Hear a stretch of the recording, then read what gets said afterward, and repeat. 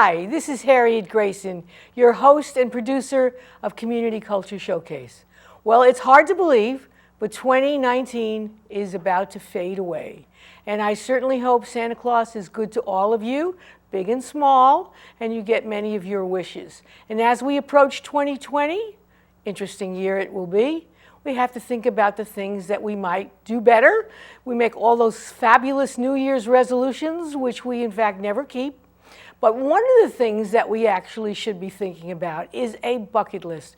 You've heard people talk about this. A bucket list, the places that you want to visit before it's too late. So that's one of the things that I thought about in 2019. So I began to think about where would I really like to go that I've never been before, or someplace I've been to that I want to go back to. So that made me want to become part of a antiquities cruise, which I took in November with the famous Viking cruise lines, which was quite lovely. And so we cruised the Mediterranean in the places that were extremely old. I'm talking thousands of years old, and that maybe we have some lessons for the future by looking in the past. So that's what I want to present to you, to kind of get into your thinking about what you want in your bucket list. And perhaps in 2020, you'll be able to accomplish something of what you might have wanted to see. So this is my 2019 bucket list, my antiquities cruise across the Mediterranean. And the first place I stopped was one of my most favorite cities, Rome. And I have some lovely pictures of Rome. Here we go. So Rome, of course, is a very, very old city, and they build right on top of it. And it's a little chaotic, and of course the Italian government is famous for being chaotic, and that's completely true, but it's still a place that you might want to see. And what you see before you is the Grand Synagogue, because one of the things I wanted to do, this was my third trip to Rome, I wanted to go and see what had been the Jewish ghetto of Rome. And the place to begin is this, the Grand Synagogue. It was actually built in the very early part of the 20th century, but it represents a really wonderful mosaic of different kinds of cultures, which they actually have put forward in terms of making that synagogue. And what the wonderful thing about it is they have a Jewish museum underneath, where they have a little museum which shows you the history of Jews in Rome, and it's very cute. And then we went and had a tour of actually the synagogue. And our tour guide was an interesting woman. She was actually from Libya, and her family had come there in the 1960s when there was some trouble and anti-Semitism in Libya. And it's hard to believe that, but yes, and she is one of 4,000 Libyan Jews who are living in Rome, which is a fascinating idea of and by itself. And there's about 13,000, a little more than 13,000 Jews in Rome who actually are somehow counted or affiliated. I had been to the ghetto of Venice, which is a really dark, dank, kind of dirty place. And it was really quite enlightening to see what was the ghetto of Rome, because it's a vibrant neighborhood. There's a Hebrew day school that was there. There's something like 12 kosher restaurants. And so when we got there on a very sunny, warm afternoon, we had ourselves a bite to eat after the tour. And it was absolutely lovely. So even if you're not Jewish, you might find this synagogue magnificent to kind of look at. It is right on the Tiber River, so it's really not hard to find, not too far from the Vatican, which is on the other side of the river. So that was the first thing that we went to see, was Rome. And Rome, I just recommend it for anyone. You don't have to be Italian. I'm certainly not Italian. You can actually find wonderful things. And of course, it's old. So there's a picture of the Tiber River, and you just walk along it. It's like walking like in Paris on the Seine. It's just a lovely kind of place. There is things to be said. It was dirty. Most of the cities that we actually saw were really filthy dirty. Nobody seems to care about picking up garbage. And the other wonderful thing about the countries of the Mediterranean is there's a zillion wild cats. I mean, they're not wild, but they're feral cats. They roam all over the place, and they keep the mice and the rat population under control. And I guess they have a very important function in running, in being part of the city. And for whatever reason, people all over the Mediterranean, not only in Italy, don't seem to find them to be fun to be house pets. You may have dogs or maybe you have birds, but you just don't have cats. You might feed them outside your house, but they wander the streets and they kind of keep things under control. So Rome is this wonderful, wonderful paradise. It's been around for thousands of years. There's lots of museums, not only of religious ones like the Vatican, but history museums. It's definitely worth a trip to if you've never been to Rome. The next place we went down on the coast, don't forget I'm on a boat, I'm on a cruise ship. I went to Naples, and near Naples, I have been to Naples before, and it's again a crazy kind of city. The Italians don't seem to know how to drive on the roads. A crazy population of crazy drivers. But near Naples is one of antiquity's most famous sites, and that is Pompeii. And Pompeii is that's actually the Wailing Wall in Israel. But Pompeii is this incredible place where in 79 AD, there was a gigantic volcano eruption, and all the ash spewed out. And what happened is actually almost like imprisoned people in the ash, and their bodies became entombed in this ash, and as if they had never ever died. And the city of Pompeii existed in 79 AD. They had all of the many modern, not that they had appliances, but modern thinking that there was not even in Rome as much as it was in Pompeii. And so this was an incredible city. I have been to Pompeii before, and it is, for people who are interested in antiquities, this is the place to visit. It is a snapshot in time in 79 AD. You see the houses, you see the streets. It's pretty amazing. Again, we're not talking about streets with cars. What we're talking about is chariots and horses and carts. It's an absolutely fabulous place. It is history told to you with the ashes of those who have died. And it's a fascinating look. So if you get around to go to Italy, by all means, if you're in that southern part of Italy, definitely you want to go to Pompeii. And then along the route, so then we left Italy and we went to Crete. Now, Crete is an island that is part of Greece, and it's a kind of interesting place to go to.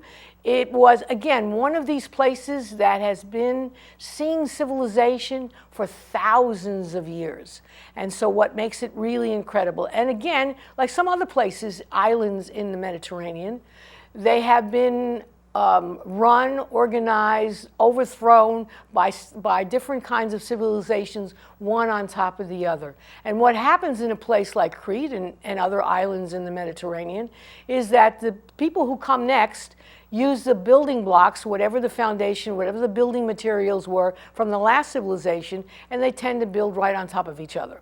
So you can go to a place like Crete and there's 3, 4, 5 different kinds of civilizations, all built on the same spot.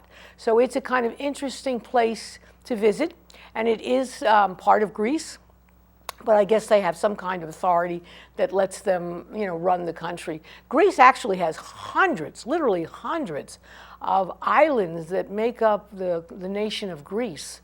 Some of them are not inhabitable, but it's an interesting place. So then we went from Crete to Israel. Now, Israel's a tiny little country in the Mediterranean, and what you see, the photo, we actually have a few photos from Israel. So it's a tiny little country. It's been around for a few thousand years, and we start off in Jerusalem, and you'll see the Wailing Wall. We'll get that picture coming up. Let's see. Yes, there we go. So this is the Wailing Wall. Actually, this is not the wall itself, but behind it is actually the last wall of the great synagogue in Jerusalem that was destroyed by the Romans, just about the time that the Pompeii volcano erupted around that period of time, around the time of Jesus. That's when the Romans had the temple destroyed. And people continue to go to it when they go to Jerusalem, even if you're not a Jew, and they go to the Wailing Wall and they say their prayers to God. And then you can take a little piece of paper with a note directly to God and stick it into the walls. And what happens is the end of, I think, a week or so, somebody literally comes and collects all of that paper.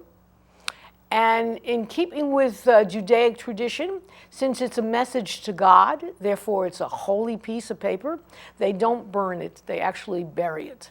So there's all kinds of little pieces, so you can know that if you ever stick a little piece of paper in that wall, it will never be burned, and it's not really destroyed because it goes back into the earth. That's part of a kind of Judaic custom.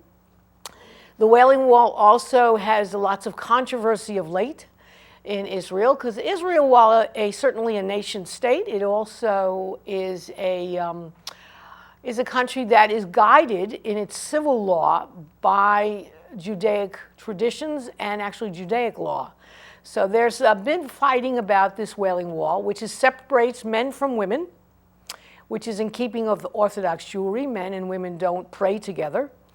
And that's quite controversial in Israel even to this day. There's this argument that women should be allowed to pray anywhere there. They are not currently allowed. The government was going to allow that, and then they got into little tiffs. And of course, the government of Israel is in slight bit of turmoil, going to go through its third election in about 12 months because they can't decide who they want to run the country. So I don't know how much will be done about the women and men praying at the wall. But anyway, that's actually an interesting thing about Israel itself. They're constantly feuding between those who are actually very religious and those who, in fact, are secular Jews. And Israel's got a lot of secular Jews. They love their traditions, but they don't necessarily want to be bound by all the customs. So again, Israel is a place which has been the home of many religions over the decades, over the centuries, over the millennium, over thousands of years. And when the Jews were thrown out around the 79 AD, when they were thrown out, they did not actually return in large numbers till probably the 1800s. So along that line, there was lots of other people who came to Israel to do everything in terms of freeing them from the Muslim infidels. There's the Crusaders came there. I mean, it's just wonderful place if you're interested in antiquities. Anytime a building is built, the antiquities department is always called if there's a piece of pottery, if there's a human body, if there's animal remains.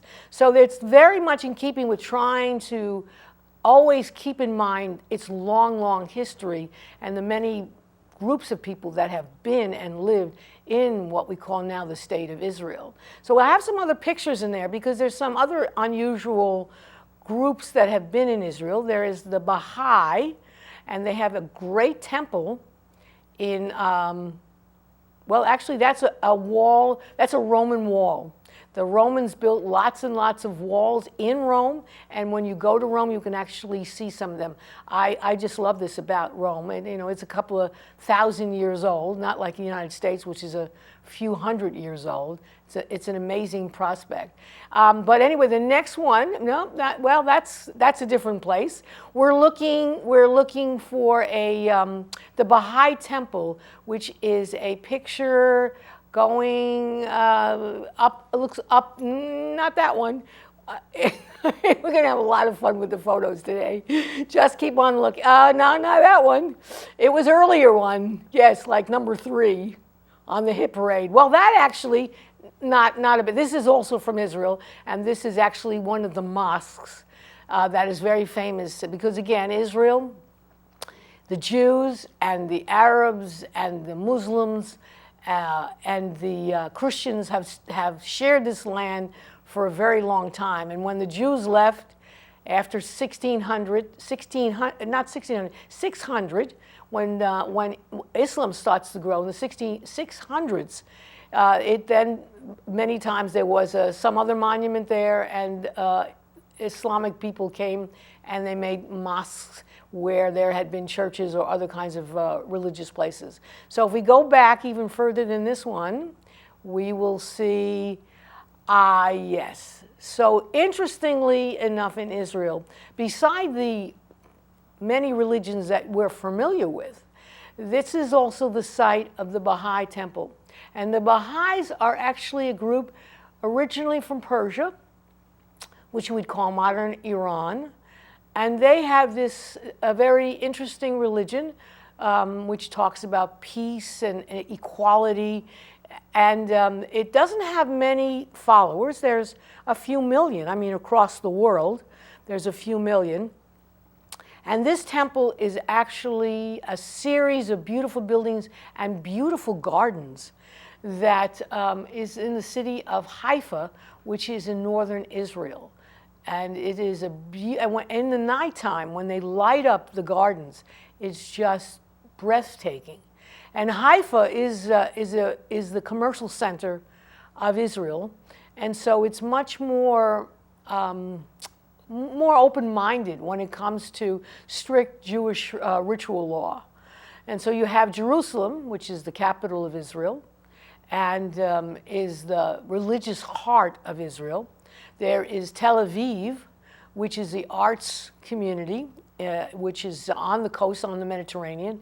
I have stayed in Haifa and swam in the ocean in the Mediterranean. Lovely, lovely place. Lots of art galleries, and cafes. It's quite lovely. And then there's Haifa, which is the commercial center of the country, where people from all over the world come to do business with the Israelis. And Israel, the one and biggest industry is technology. It is one of the largest technology countries in the world. And it's, population-wise, pretty small. There's only about a little more than 8 million people that live there.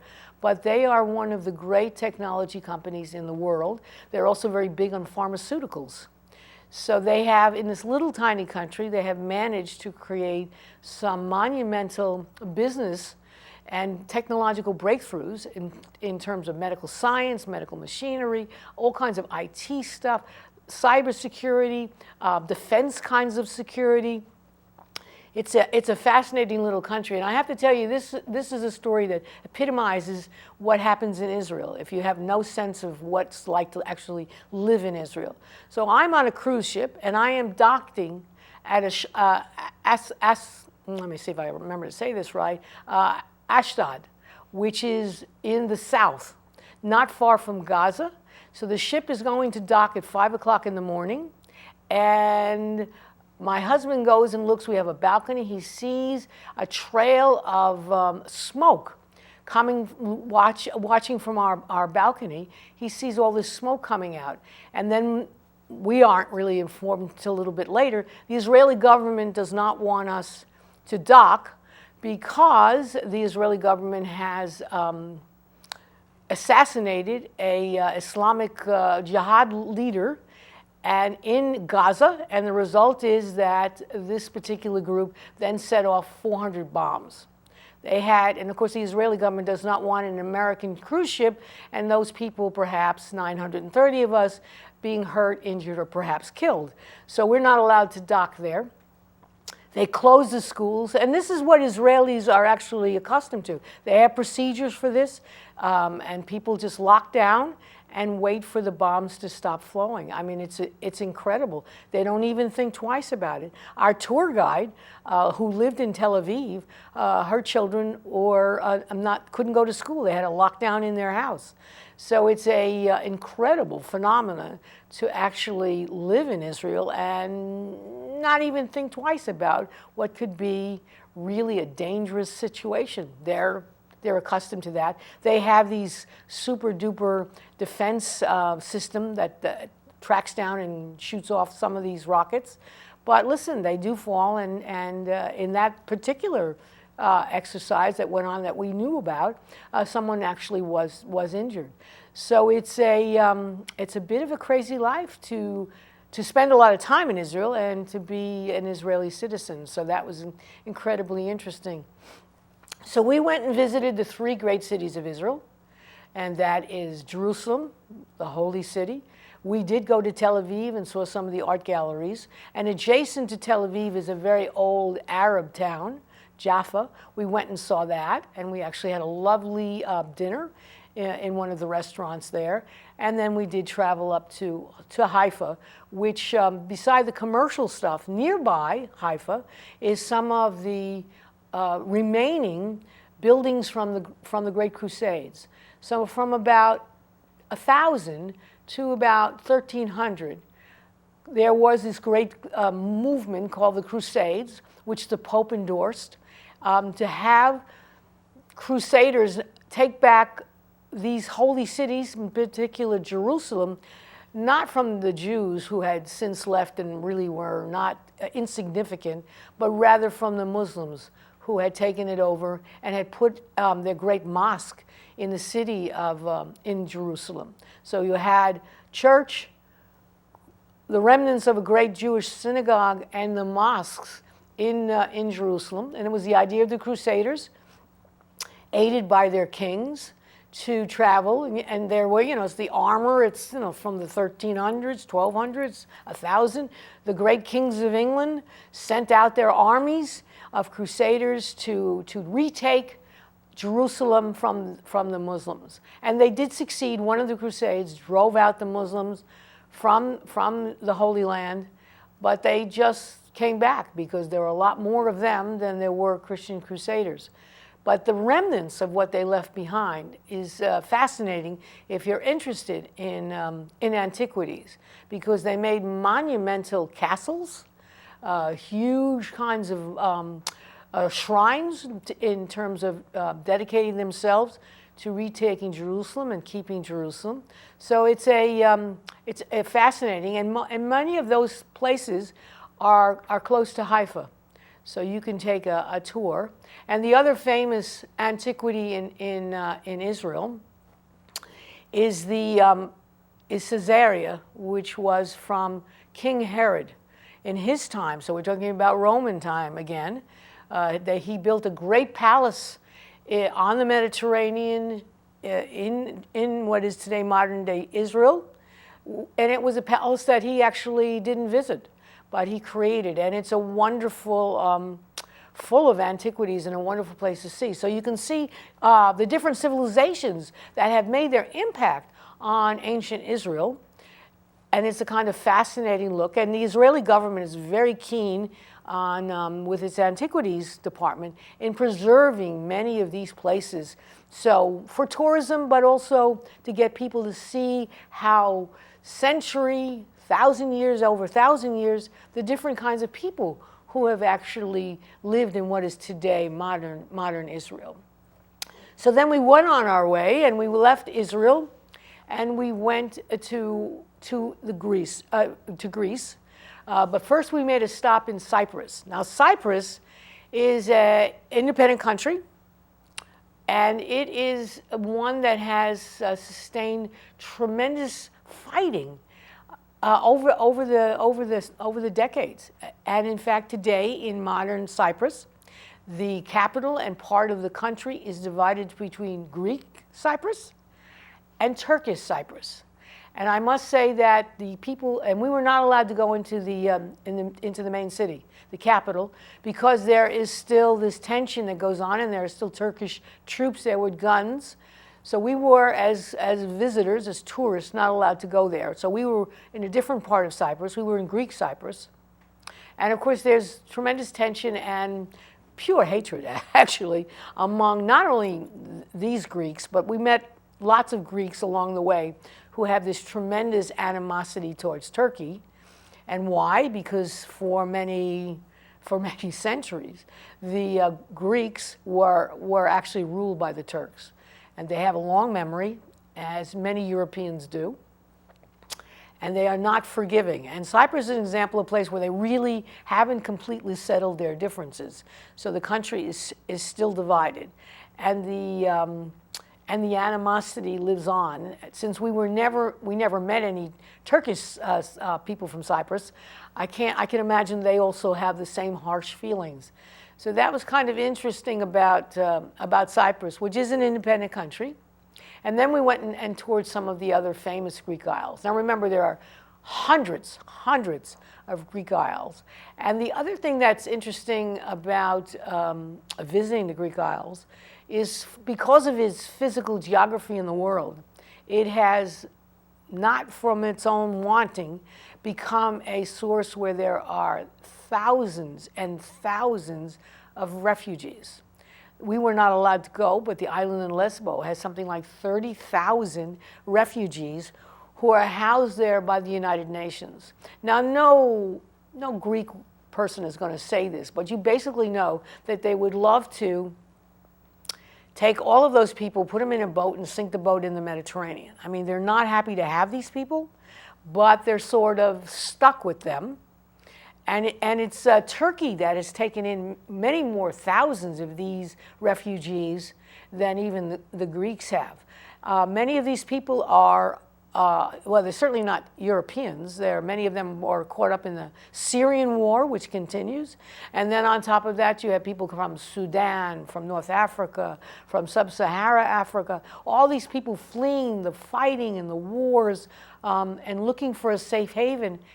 And they've landed up in Greece, hoping to move north to other parts of Europe, and they have been prevented from doing so.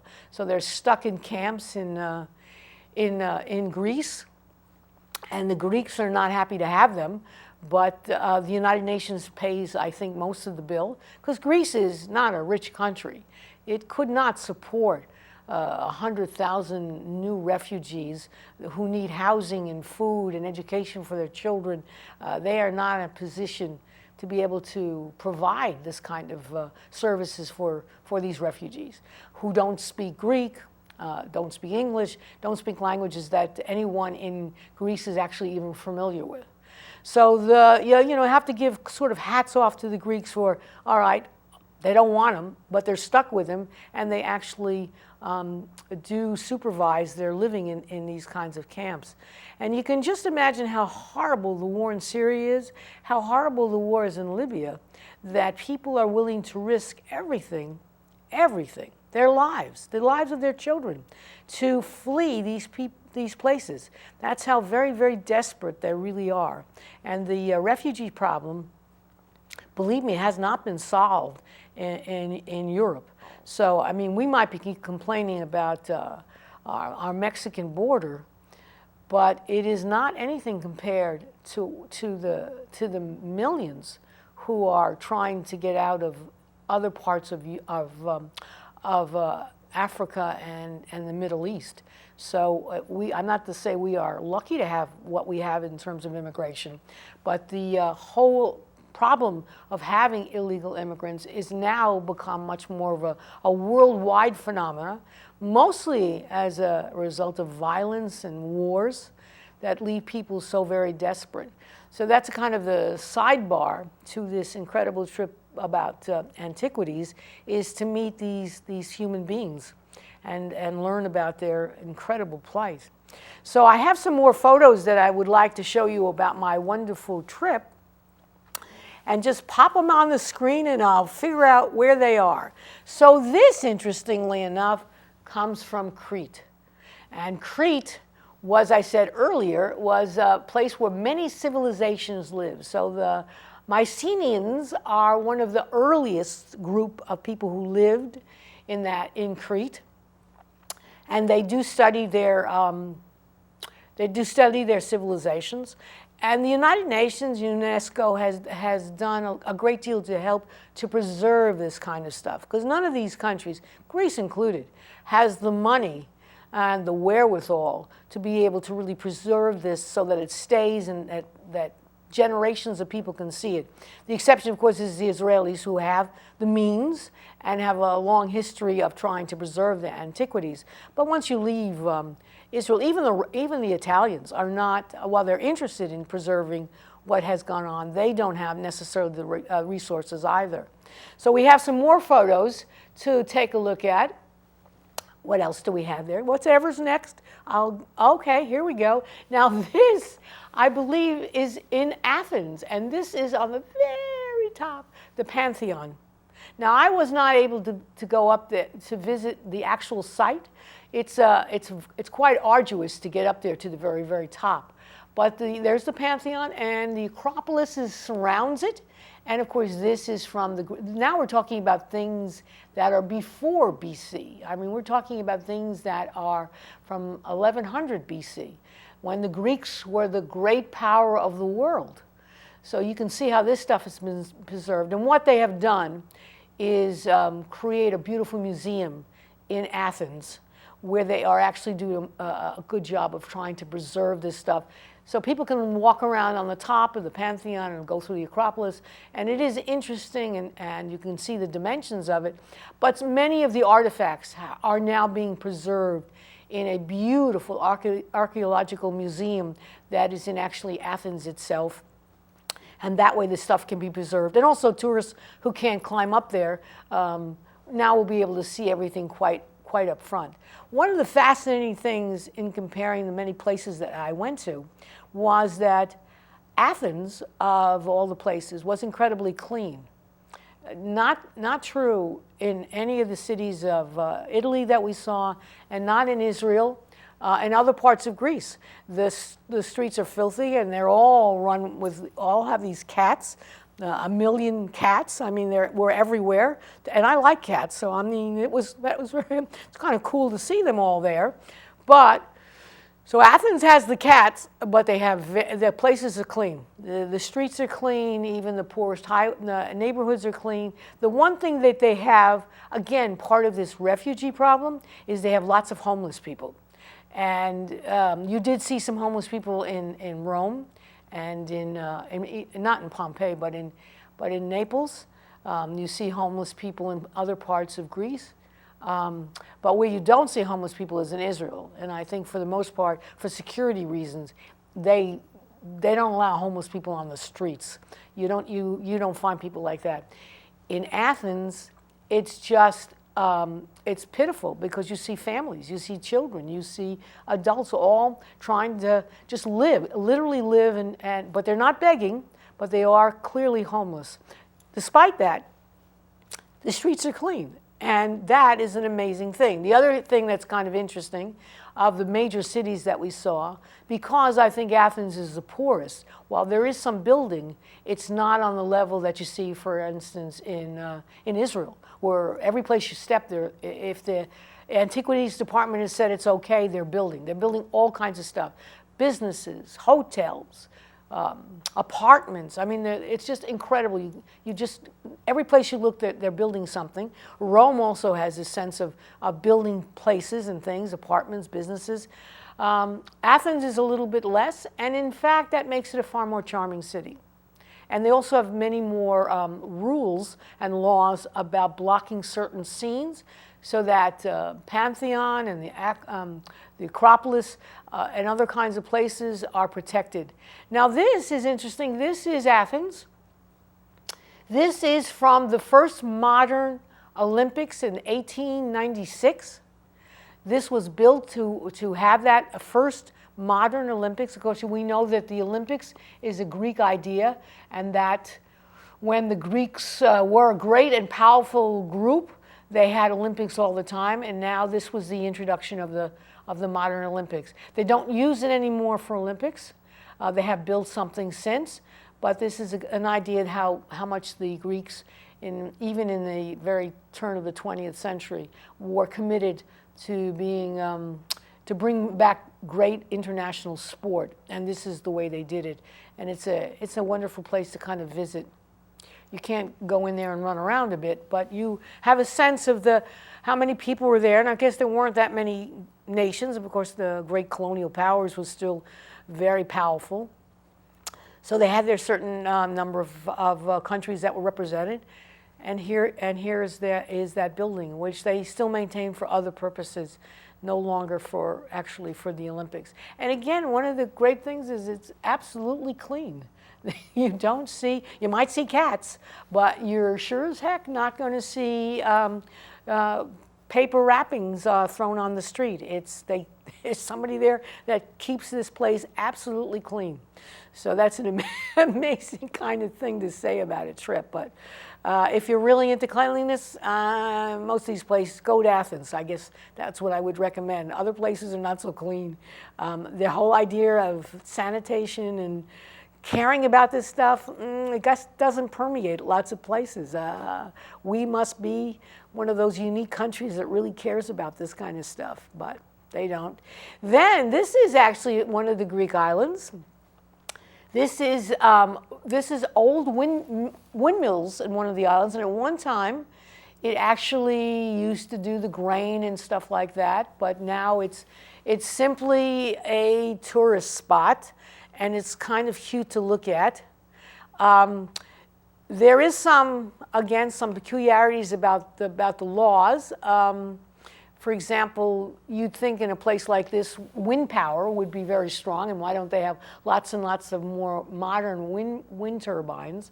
But they have all kinds of rules and regulations about how and where they get their energy. Again, it could be Greece, it could be EU, I don't know, but they have all kinds of interesting laws. But this is a kind of a fun thing to see. This is definitely one of those things that attracts tourists, having been built so long ago and still, if not necessarily operational, still looking fairly good. What else do we have in terms of photos? I have a few more in there. This is Rome, actually. This is one of the many castled walls from the Romans. The Romans had probably one of the greatest empires of all time. Not only did it last a long time, its influence all over the world is absolutely phenomenal. And they have, as I said, they do make great effort to maintain their antiquities so that next generations will be able to see it and to understand it and to have an appreciation for the great Roman culture and not only their architecture, but their engineering. You see some of that in Pompeii for sure, in terms of how water was filtered. But you see it across even Western Europe, where the Roman armies had gone. The introductions of aqueducts and other really incredible stuff that to this day actually still exists. And in a few places that we actually were, these aqueducts still are functional today as part of a water system that other places have. So it's pretty amazing. And what else do we have in terms of my wonderful photos? This is one of the great antiquities from Israel. I said that there were two really important archaeological sites in Israel, beside from the early Roman period. We have King Herod, who was the king of Israel. He was not a Jew. He was appointed by the Romans, and he built great things in Israel. And as I mentioned earlier, the Crusaders, they built incredible castles that have again withstood. They haven't been around since at the latest the 1300s. They're still around. They still function, and the Israeli government does a great deal to maintain that as a way of showing the world the great history of that little piece of land that has seen so many conquerors over the millennium. So what else have we got in our little piece of photos of great stuff? Now this is actually Cyprus. It gives you a kind of a sense of the greenness of Cyprus. It's kind of hilly. It's a pretty place. What we heard from the locals who were our tour guides were things about not Americans, but Brits, for example, British people. They always, for centuries, they have this great thing about going to foreign countries and living for a while, even when the empire sort of faded away. They still like to do that. And in some of these Greek islands, it has actually become wealthier because these British people have either purchased homes to live in full-time or purchased summer homes to live on the Mediterranean. And these are the people that are investing more money into both Crete and Cyprus and some of the other Greek islands. So they have been, they're actually, they're people that actually the Greeks enjoy having because they put money into the pockets of ordinary people. So that's kind of important. And I think, what else do we have for photographs? Oh, this is the mosque in Israel. We've talked about that. And this is, of course, Bahai, which is where, and this is from the Crusades. And what happens is the Crusades came from many countries, France, England, other kinds of places, and they would create their own, inside those walls, inside those massive walls, they would have rooms, gigantic rooms, where they would actually, their particular crusaders would eat, and they certainly didn't worry about cleanliness, but they would eat and have little mock sword fights and make plans for the future and sleep. So within these great castle walls, the different crusade groups would have their own places inside there. And we saw some that were French and some that were actually from Britain. So they have some distinction even within it. And it is unbelievable that they stand like this. And of course they stand like this because they are helped greatly by the Antiquities Department to make sure they stay looking beautiful, again, for tourists, but more importantly than just for tourists, is to give us some sense of the tremendous history of this part of the world. And what else do we have? Anything? Oh, well, this is the Tiber River, which is where Rome is. And Rome is built on 7 hills. It's a hilly little place. And it's a huge city, actually. It's just a huge city, and we found all over these places many more cars than should be available. We found that no matter where we went. We found that in Italy. We found that in Greece. We found that in Israel. For some reason, as people got wealthier, they got those cars, and they just didn't want to give them up. And the traffic is abominable in all of these places. And the governments have tried, without success, to try to get people, just individual people, out of their cars and into public transportation, because the public transportation in these places is good. It's much better in many ways than what we have in the United States in most places, but still, everybody wants to have a car. The more money they get, the more cars they want. So if you've got 2 working adults in a household, everybody wants 2 cars. The problem is there's no place to park. There's no place. Most of the places we want, there's absolutely no place to park. You can't park in Rome. You can't park in Naples. You can't park even in Athens. I mean, and all of Israel is the same way. Everybody wants a car. There's no place to put the car.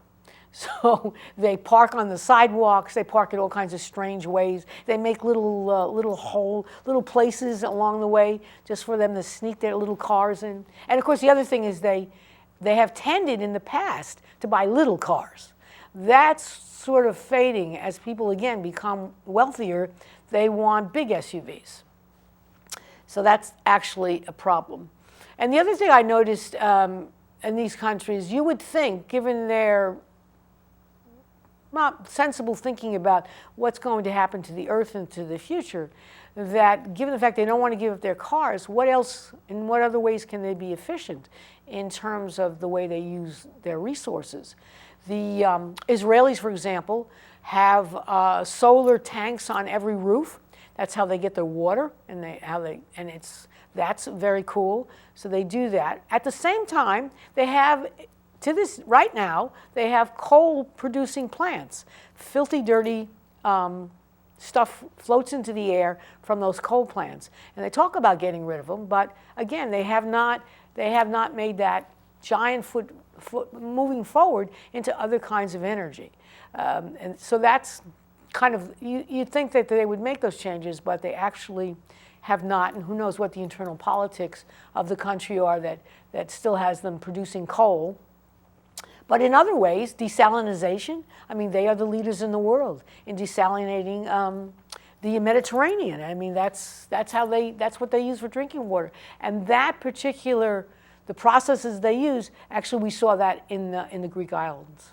We saw that if they didn't get it directly, they got it from some other source where they were using, they were desalinating their water, which is an expensive process. But again, the more you get into it, the more technologically it becomes. It might become cheaper. That's another idea.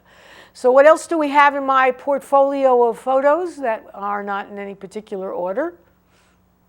And did we go through them all? Is there more? Maybe not. So that's my trip. And the idea is not necessarily that you want to go to Italy and that you want to go to Greece and Israel, but you have to have an idea of the places that you really want to go to. The idea of a bucket list is not a bad thing. It's actually a very good thing. And this was part of my bucket list. I really, really wanted to go and cruise the Mediterranean and see these antiquities. As a result of that, I did this great cruise. And so you should, plan. So in 2020, where do I want to go? I probably don't want to go abroad. I've been there. So in 2020, I'm thinking of returning to a place where I used to live, and I had great fond memories. My children were actually born there. So I'm thinking about returning after many decades to Colorado, and to go to Denver and Boulder and other places in Colorado. We have old friends that we keep in touch with. I'm very good about that. I have dozens and dozens of people at this time of year. I send out holiday cards and wish them well, and many of them return those well wishes with other cards or emails. And so this year, 2020, I think that's going to be one of the places that we actually return to. And I know Colorado's become a very popular place. It's probably grown in population since I left it, and no longer perhaps completely dependent on oil and gas. It used to be kind of a bumpy kind of economy that they had in Colorado. But it is quite beautiful, and the Rockies are quite lovely. And at one time in my life, I actually used to climb 14,000 feet up to these mountain peaks. So that's it is a bit hard to breathe. It was phenomenal. I have no intention when I return to do that again. But I do want to see how Denver has grown and how Boulder has grown and how these two great metropolitan areas have really grown and what they're looking like in 2020, because I'm sure when I go there, which will probably be in the summer, there'll be hot political campaigning going on, since it's a kind of a hot spot for national politics in Colorado. And that should be kind of fun. I actually, when I did live in Colorado, I actually had a job working with the lieutenant governor of Colorado. So I was enmeshed in the politics of Colorado at that point in the mid-'70s into the early '80s. And so it'll be interesting. I'll have my political antennae up as I return to Colorado and see again, once again, it's kind of a hotbed for political action. So that's part of my plan, and then maybe some other ones will come up. But again, get your bucket list. Think about the great places you want to go to, and then some of them, if you've let it go too long, it comes to a point where you're probably not going to go. So high on my bucket list has always been to go to Australia and New Zealand. Not to those islands where the volcanoes are. That would not be for me, or the earthquakes.